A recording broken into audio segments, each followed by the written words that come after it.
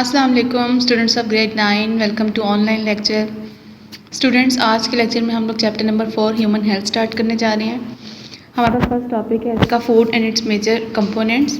सबसे पहले हम लोग देखते हैं कि फ़ूड क्या है।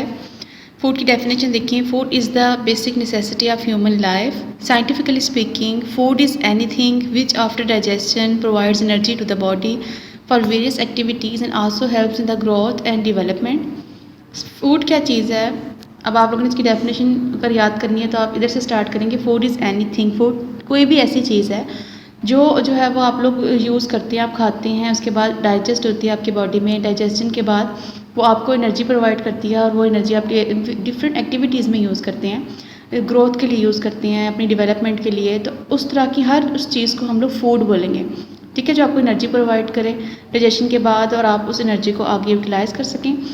तो ये हो गया हमारे पास फूड। अब हम देखेंगे कि फूड के जो मेजर कंपोनेंट्स हैं हमारी डाइट में वो कौन कौन से हैं। सबसे पहले हमारे पास आ जाता है वाटर।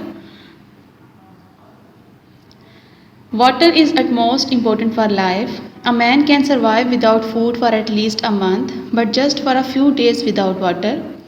अब वाटर की इम्पोर्टेंस जो है वो उससे आप लोग अच्छी तरह से वाकिफ़ हैं कि फ़ूड के बगैर जो है वो आप लोग एक मंथ तक सर्वाइव कर सकते हैं, लेकिन अगर आप पानी जो है वो नहीं पिएंगे, सिर्फ चंद दिन में आपकी डेथ हो जाएगी। तो पानी कितना इंपॉर्टेंट है, कितने सारे एक्टिविटीज़ के लिए आपके लिए जो है वो बॉडी में चाहिए। और आपकी बॉडी का जो मेजर पार्ट है सेल्स का वो वाटर ही है। It is the most important component of human body. It makes almost 60% of an adult body weight. अगर आप किसी बड़े इंसान का देखते हैं बॉडी वेट तो उसमें 60% जो है वो वाटर है और बाकी जो है वो 40% उसका ड्राई वेट है। Water performs a number of the very important functions in human body. इसके अलावा वाटर जो है वो हमारी बॉडी में बहुत से इंपॉर्टेंट फंक्शंस प्ले करता है। कौन कौन से? It helps to maintain our body temperature. हमारा बॉडी टेम्परेचर जो है वो मेंटेन करता है। किस तरीके से? अगर आप लोगों को बहुत ज़्यादा जो है वो गर्मी है तो आप लोगों को स्वेटिंग स्टार्ट हो जाती है। स्वेटिंग से क्या होता है कि आपकी बॉडी का टेम्परेचर थोड़ा सा कूल डाउन हो जाता है, कम हो जाता है, ठीक है। तो इस तरह से जो है वो वाटर हेल्प करता है। It act as a medium for the various chemical reactions in the body. अब क्या है कि आप लोगों की बॉडी में जो मुख्तलिफ केमिकल रिएक्शंस हो रहे होते हैं उनके लिए एक मीडियम प्रोवाइड करता है, यानी वाटर के अंदर कोई भी केमिकल रिएक्शन ज़्यादा अच्छी तरीके से जो है वो हो जाता है एज़ कम्पेयर टू अगर आप वाटर के बगैर जो है वो कराना चाहें तो वो पॉसिबल नहीं होगा। तो वाटर मीडियम प्रोवाइड करता है कि वाटर के अंदर डिजोल्व होकर बहुत से केमिकल्स हैं वो अपना केमिकल रिएक्शन कंप्लीट करते हैं। It helps in the metabolism of the various substances in the presence of enzymes in the intracellular environment. इसके अलावा बहुत सी चीज़ों की जो है वो मेटाबॉलिज्म में हेल्प करता है एंजाइम्स की प्रेजेंस में, ठीक है। जो सेल्स के अंदर, इंट्रा सेलुलर का मतलब है कि सेल के अंदर या सेल डिफरेंट सेल्स के दरमियान में जो इंटरेक्शन हो रहा होता है, डिफरेंट चीज़ों का जो है वो एक्सचेंज हो रहा होता है, तो उसके अंदर जो है वो हेल्प करता है water. It transports the nutrients to the cells and help in the excretion of the waste of the body. इसके अलावा जो न्यूट्रिएंट्स आप लोगों ने यूज़ किए होते हैं अपनी बॉडी में उसको ट्रांसपोर्ट करता है सेल तक। जैसे आप लोगों ने ब्लड में देखा था कि ब्लड के ज़रिए से जो है वो आपका फूड और आपकी ऑक्सीजन जो है वो ट्रांसफ़र होती है हर सेल तक। तो ब्लड में भी जो मेजर पार्ट है वो आपका वाटर ही है। इसके अलावा एक्सक्रीशन में हेल्प करता है। आपकी बॉडी में जो वेस्ट है, जो हज़म नहीं होता, उसको बॉडी से बाहर निकालना बड़ा ज़रूरी है और उसमें वाटर बहुत इंपॉर्टेंट सकता है, ठीक है। वाटर की डेफिशिएंसी हो जाए तो आपको जो है वो कॉन्स्टिपेशन हो जाती है और उससे आगे फर्दर बहुत सारी डिजीज़ होने के चांसेस होते हैं। तो वाटर एक्सक्रीशन में हेल्प करता है। It act as a lubricant in the joints and other internal body organs. इसके अलावा लुब्रिकेंट के तौर पर एक्ट करता है। लुब्रिकेंट क्या चीज़ होती है? हर वो चीज़ जो रगड़ से बचाती है किसी चीज़ की, फ्रिक्शन को कम कर देती है, ग्रीसी कर देती है किसी चीज़ को। इस जॉइंट्स के जो एंड हैं उनके एंड उधर जो है वो वाटर प्रेजेंट होता है, तो ताकि जब जॉइंट्स आपस में रगड़ खाते हैं तो उसकी वजह से उसके अंदर इंजरी ना हो, ठीक है। इसके अलावा बहुत से बॉडी के डिफरेंट ऑर्गन्स ऐसे हैं जिसके अंदर वाटर प्रेजेंट है, ठीक है। तो वो लुब्रिकेंट के तौर पर एक्ट करता है और उनको इंजरी से बचाता है। उसके बाद नेक्स्ट है आप लोगों के पास फूड ग्रुप्स है कार्बोहाइड्रेट्स। जो मेजर अपने फूड में आप लोग वाटर के बाद चीज़ लेते हैं वो कार्बोहाइड्रेट है। They occur abundantly in all the living organisms and in almost all the cells. अब कार्बोहाइड्रेट जो है वो तकरीबन तमाम जानदारों में पाया जाता है, ठीक है, और हर सेल के अंदर प्रेजेंट होता है। Cellulose of the wood, cotton and paper, starch present in the muscles of the animals, lactose of the milk and sucrose of the cane are all examples of carbohydrates. कहाँ कहाँ present होता है? Would के अंदर, ठीक है, present है। Plant की जो सेल वॉल है उसके अंदर सेलुलोज प्रेजेंट, सेलुलोज के फॉर्म में प्रेजेंट है कार्बोहाइड्रेट। इसके अलावा कॉटन जो है वो सारा कार्बोहाइड्रेट है। पेपर है, ठीक है, स्टार्च है। इसके अलावा एनिमल्स की मसल्स के अंदर प्रेजेंट है। मिल्क में अगर आप देखें तो लैक्टोज की फॉर्म में प्रेजेंट है, ठीक है। और इसके अलावा शुगर केन में आप देखें तो सुक्रोज की फॉर्म में प्रेजेंट है। तो कार्बोहाइड्रेट ऑलमोस्ट आपको हर जानदार के हर जो है वो सेल में मिलेगा। बहुत ज़्यादा अबंडेंट पाया जाने वाला कंपाउंड है। They play an important structural functional role in the living organism. इसके अलावा जानदारों की बॉडी में बहुत से इंपॉर्टेंट स्ट्रक्चरल रोल का मतलब है कि बहुत से स्ट्रक्चर्स बनाने में हेल्प करता है। जैसे प्लांट्स की सेल वाला है वो, उसके अंदर सेलुलोज पाया जाता है और सेलुलोज क्या है, कार्बोहाइड्रेट है। इसके अलावा बहुत से फंक्शनल रोल जो है वो भी प्ले करता है, बहुत से फंक्शंस जो हैं वो इंपॉर्टेंट वो प्ले करता है जो है एनिमल्स की बॉडी में और प्लांट्स की बॉडी में। They are the primary source of energy for the cell. इसके अलावा सबसे जो प्राइमरी सोर्स है सेल के लिए एनर्जी का वो क्या है आपके पास, कार्बोहाइड्रेट्स। अब हम इसके सोर्सेज देखते हैं कहाँ कहाँ से हमें मिल सकता है carbohydrate. Wheat, rice, pulses, sugar cane, potato, beet are the major sources. ठीक है, तो अगर आप कार्बोहाइड्रेट्स लेना चाह रहे हैं तो आपके पास जो मेजर सोर्सेज हैं वो ये हैं। ठीक है, उसके बाद नेक्स्ट आप लोग देखिए fats. Lipids are classified as fats and oils. अब फैट्स के ग्रुप को ओवरऑल हम लोग लिपिड्स बोलते हैं।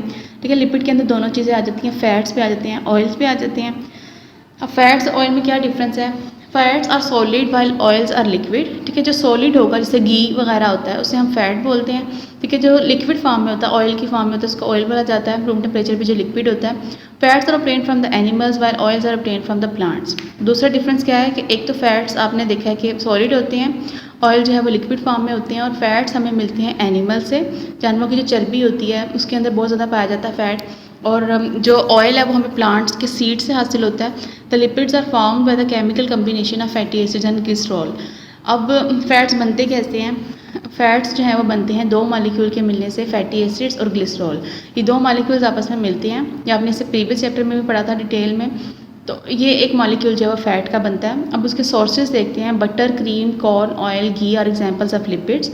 Fats provides a large amount of energy to our body as compare to carbohydrates and proteins. अब जो ये फैट्स हैं ये आपको बहुत ज़्यादा अमाउंट में एनर्जी जो है प्रोवाइड करते हैं बॉडी को एज़ कम्पेयर टू कार्बोहाइड्रेट और प्रोटीन। ठीक है, यानी अगर आप फैट्स वगैरह लेते हैं तो ज़्यादा जो है वो क्विक एनर्जी आपको मिलती है, लेकिन अगर आप जब बहुत ज़्यादा लेंगे तो आपकी बॉडी में एक्स्ट्रा जो है वो फैट जमा होना शुरू हो जाएगा और मोटापे का बायस भी बन सकता है। ठीक है, क्योंकि इसके अंदर एनर्जी बहुत ज़्यादा है। They provide the body with the fat soluble vitamin. इसके अलावा हमारी बॉडी में कुछ विटामिन ऐसे हैं जो कि फ़ैट के अंदर डिज़ोल्व होते हैं, तो उनके लिए जो है वो बहुत इंपॉर्टेंट हो जाता है कि वो जब फैट में डिज़ोल्व होते हैं तो फिर अपना एक्शन प्ले करते हैं। They accumulate below the skin and help to conserve the body heat. इसके अलावा हमारे स्किन के अंदर वाली लेयर में जमना शुरू हो जाते हैं, और जहाँ पे सर्दी बहुत ज़्यादा होती है, टेम्परेचर बहुत कम होता है, वहाँ पे जो है वो हीट जो है वो बचाते हैं। मतलब कुछ एनिमल्स ऐसे होते हैं उनकी जिस्म के नीचे बहुत थिक सी एक लेयर होती है, स्पेशली जो पोलर रीजन में पाए जाते हैं, पोलर बियर्स जैसे होते हैं, उनको ब्लबर बोलते हैं। वो क्या करते हैं कि उनकी हीट जो है वो कंजर्व करके रखते हैं, उनको जो है वो सर्दी में मरने से बचाते हैं। In addition they also protect the vital organs of our body such as heart, liver, kidney from mechanical injury. इसके अलावा हमारे जो इंपॉर्टेंट ऑर्गन्स हैं, वाइटल ऑर्गन्स हैं, जैसे हार्ट है, लिवर है, किडनी है, इसको भी सराउंड करते हैं, उसको बचाते हैं कि उसके अंदर कोई इंजरी ना हो। ठीक है, कोई किसी किस्म का जो है वो उससे उन्हें शॉक लगने से बचाते हैं। ठीक है, तो फैट्स का ये रोल है। उसके बाद नेक्स्ट है आप लोगों के पास food group protein. After water the proteins are the most abundant of all the chemical substances in the body. पानी के बाद जो है वो प्रोटीन सबसे ज़्यादा पाया जाने वाला कंपाउंड है बॉडी में। The muscles, tissues and bloods are all made up of proteins. हमारे जो मसल्स हैं, जो हमारा गोश्त वाला पार्ट होता है वो मसल्स होते हैं। इसके अलावा जो हमारे टिश्यूज़ हैं, ब्लड, ये सारा का सारा प्रोटीन है। They perform such important functions in body which would otherwise भी इम्पॉसिबल टू अकर। हमारे बॉडी में सबसे जो इंपॉर्टेंट फंक्शंस हैं वो जो है वो प्रोटीन प्ले करते हैं। प्रोटीन के एब्सेंस में वो जो प्रोसेस है वो पॉसिबल नहीं है कि वो कंप्लीट हो सकें। These are the large complex molecules made up of by the condensation of the amino acids that are the building blocks of protein molecule.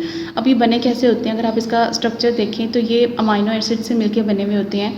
बहुत सारे अमाइनो एसिड जो हैं वो एक लॉन्ग चेन की फॉर्म में मिलते हैं, आपस में कंडेंस होते हैं, मतलब आपस में जो है वो टेंगल्ड होते हैं, इकट्ठे होते हैं और सुकड़ते हैं, यानी बहुत बड़ा लार्ज मॉलिक्यूल होता है। तो वो जो है वो अपनी शेप को थोड़ा सा छोटा करता है, तो एक जो है वो प्रोटीन का हमारे पास बिल्डिंग जो है वो मॉलिक्यूल बनता है। ठीक है, तो प्रोटीन के बिल्डिंग ब्लॉक्स क्या हैं? अमाइनो एसिड्स हैं। They can be obtain from both plants and animals. हम इनके सोर्सेज देखते हैं कि हमें किन किन चीज़ों से प्रोटीन हासिल हो सकता है। Milk, egg, meat, fish are the animal sources of proteins. अब एनिमल से हमें मिल्क जो हम हासिल करते हैं, एग, मीट और फिश, ये जो है हमारे पास सोर्स होता है प्रोटीन का। इसके अलावा wheat, beans, pulses etcetera it's plant sources. तो प्लांट्स में हमें कहाँ कहाँ मिलेगा? वीट में प्रेजेंट है प्रोटीन। ठीक है, बीन्स के अंदर प्रेजेंट है, पल्सेस जो दालें हैं उनके अंदर जो है वो प्रोटीन प्रेजेंट होता है। Proteins act as an enzyme to catalyse the various chemical reactions of the body. इसके अलावा आपने पढ़ा था कि एंजाइम जो हैं वो सारे के सारे प्रोटीन्स होते हैं और एंजाइम जो है बहुत से इंपॉर्टेंट केमिकल रिएक्शंस को कैटालाइज करते हैं। तो आप इस तरह से भी देखें कि इसकी इंपॉर्टेंस है। इसके अलावा they act as a hormone and bring about the coordination in various physiological activities of the body. इसके अलावा हमारी बॉडी में जो हार्मोन्स होते हैं जो बहुत से जो है वो इंपॉर्टेंट फंक्शंस प्ले करते हैं। बहुत सी बॉडी की एक्टिविटीज़ इंपॉर्टेंट एक्टिविटीज़ होती हैं जिनको हार्मोन कंट्रोल कर रहे होते हैं। तो वो हार्मोन्स में क्या होते हैं, प्रोटीन्स होते हैं। They defend the body against the various diseases by producing antibodies and so induce an immune response. वो हमारी बॉडी को जो है वो बहुत सी डिजीज़ से बचाते हैं। किस तरह बचाते हैं कि अगर आप लोगों की बॉडी में कोई फॉरेन पार्टिकल आ जाता है, कोई एंटीजन एंटर होता है, तो फ़ौरन से उसके रिस्पॉन्स में एंटीबॉडीज़ बनना शुरू हो जाती हैं और आपका जो इम्यून सिस्टम है, आपकी जो इम्यूनिटी है, क़ुव्वत मुदाफ़अत है, वो एक्टिव हो जाता है सिस्टम और आपको बीमारी से जो है वो बचा लेता है। They also help in transporting various materials from one part of the body to other. Example given haemoglobin. इसके अलावा जो है वो बहुत से केमिकल मटीरियल्स को ट्रांसपोर्ट करने के लिए हेल्प करता है कि एक पार्ट से दूसरे पार्ट तक अगर चीज़ों को जो है वो मूव करवाने, फॉर एग्जांपल हीमोग्लोबिन आपके पास बेस्ट एग्जांपल, आपने इसे पिछले चैप्टर में पढ़ा था कि आपके ब्लड के अंदर एक प्रोटीन पाई जाती है हीमोग्लोबिन, जो क्या करती है कि ऑक्सीजन को अपने साथ अटैच करती है और हर सेल तक जो है वो पहुँचाती है। ठीक है, तो इस तरह से आप देखेंगे इसकी ये इंपॉर्टेंस है। अब साइड पे ब्लॉग बना हुआ है, all the proteins are made up of 20 different types of amino acids. आपको दुनिया में जितनी भी टाइप की अमाइनो प्रोटीन्स पाई जाती हैं वो टोटल 20 डिफरेंट टाइप के अमाइनो एसिड से मिलकर बनी हुई होती हैं। ठीक है, इनमें से 10 जो है वो आपकी बॉडी में नेचुरली अवेलेबल होती हैं, 10 जो है वो आपने आर्टिफिशियली फूड के ज़रिए से लेनी होती हैं। तो ये थे आप लोगों के सारे फूड ग्रुप। ठीक है, तो आज के लेक्चर में मुझे उम्मीद है आप लोगों को ये सारा समझ आया होगा। आप लोगों ने इसे अच्छी तरह से लर्न करना है। ठीक है, और लिखना है इसमें से आप लोगों ने सिर्फ कोई सा भी अपनी पसंद का कोई एक जो है वो टॉपिक आप लिखेंगे। ठीक है, कोई सा एक जो कंपोनेंट है, वाटर, कार्बोहाइड्रेट, फैट्स, प्रोटीन में से आपने एक लिखना है। ठीक है, और याद सारा करना है। अल्लाह हाफिज़।